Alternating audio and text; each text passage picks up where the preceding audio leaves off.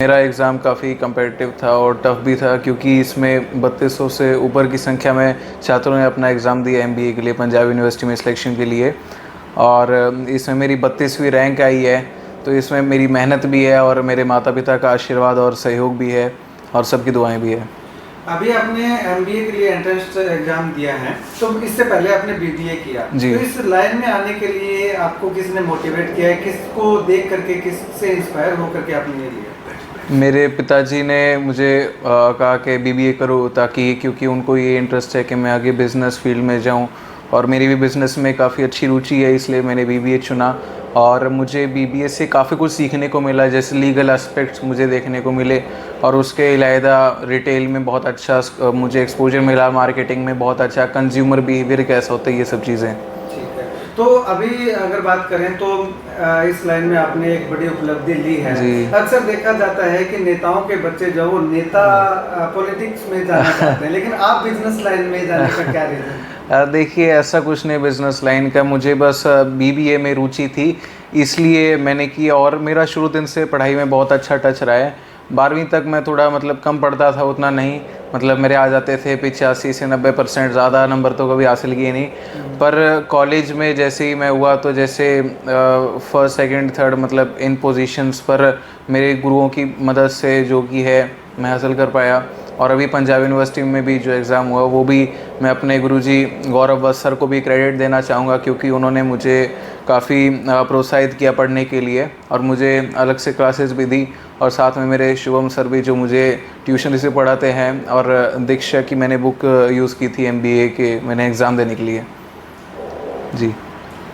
Schedule क्या रहता था आपका सुबह से लेकर के शाम तक? कितने समय तक आप पढ़ाई करते थे, और क्या कि टाइम टेबल क्या आपने बना रखा था? अब मैं सुबह 7 बजे उठता था, उसके बाद 8 बजे तक तैयार होके, और थोड़ा मेडिटेशन करने के बाद 10-15 मिनट की, मैं अपने दोस्त के घर, सतनाम के घर जाता था चंडीगढ़।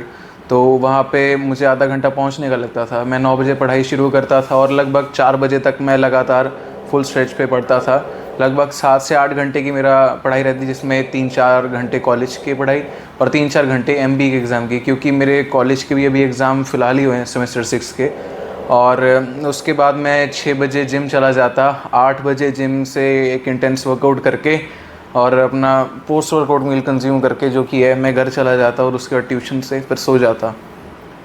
बड़े घराने के आप लाडले हैं, परिवार का कितना सपोर्ट रहा? हालांकि आपके दादाजी कई बार सरकार में मंत्री भी रहे हैं जी। तो परिवार का सपोर्ट कितना रहा? परिवार का बहुत अच्छा सपोर्ट रहा हमेशा। मेरे दादाजी, मेरे माताजी, मेरे पिताजी, मेरे मम्मी, मेरी बहनें, इन सभी ने मुझे बहुत सपोर्ट किया है। और जब भी मैं पढ़ने लगता, तो मुझे कभी ये नहीं कि ध्यान से भटकाते, बल्कि हमेशा यही कहते कि परिवार के जो भी शादी हैं ये सब बाद में हैं, और या फिर कोई भी फिज़िकल वर्कआउट के लिए वो कई बार कहते थे कि पढ़ पहले, जिम बाद में जाना।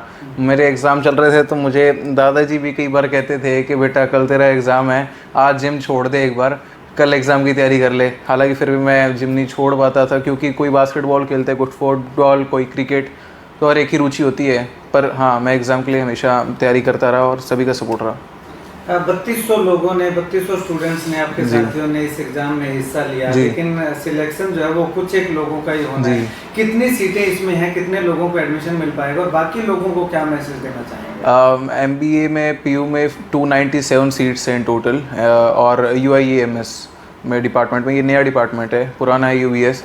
तो और जो 45 सीट्स है वो एमबीए इन रिटेल है। तो मैं रिटेल करना चाह रहा हूँ, इसीलिए भगवान ने भी मेरा साथ दिया, और मैंने मेहनत भी की। मैं 32 नंबर पर आया हूँ, इसलिए मुझे रिटेल में एडमिशन आसानी से मिल जाएगा।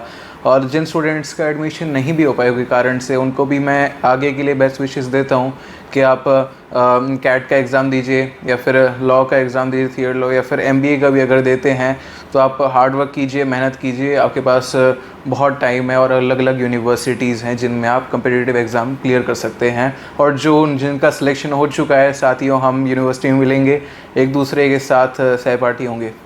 अमूमन देखने को आता है कि लीडर का बेटा लीडर ही बनता है, या दूसरा प्रोफेशन का का बात की जाए तो उस प्रोफेशन को ही अडॉप्ट करता है। आप एक सीनियर लीडर के बेटे हैं, लेकिन आप पॉलिटिक्स में जाने का आपका कोई ऐसी इच्छा है या आपका एम क्या है, सपना क्या है आपका? अभी मेरी पॉलिटिक्स में जाने की तो कोई इच्छा नहीं है, ना ही मेरी मतलब किसी और फील्ड में, बट मैं ये मानता हूँ कि लोगों के साथ जुड़े रहना चाहिए। और फ़िलहाल तो मैं अपनी MBA की तरफ ज़्यादा ध्यान दूँगा कि ताकि और अच्छे नंबर लाऊँ और यूनिवर्सिटी में MBA में भी टॉप करूँ। और बाकी समाज सेवा तो मेरे परिवार, मेरे दादाजी, मेरे पिताजी, मेरे भाई, मेरे बहनें और सब करते रहे हैं, और मैं भी आगे समाज सेवा करता रहूँगा। बिज़नेस भी करूँगा अपना, और बाकी जहाँ पे किस्मत ले जाए वहीं पर चल पड़ेंगे।